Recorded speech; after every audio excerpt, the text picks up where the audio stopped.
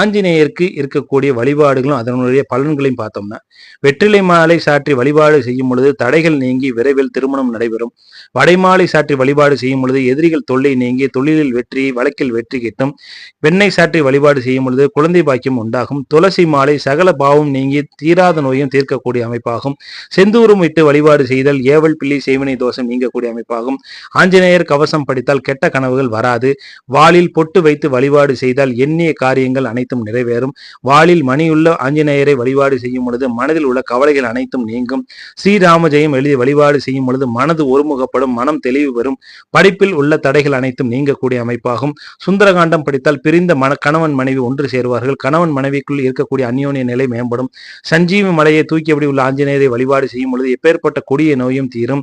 தியான நிலையில் உள்ள ஆஞ்சநேயரை வழிபாடு செய்யும் பொழுது ஆத்ம வளம் பெருகும். ஞான மார்க்கம் கைகூடும். குண்டலினி சக்தி வெளிப்படும்.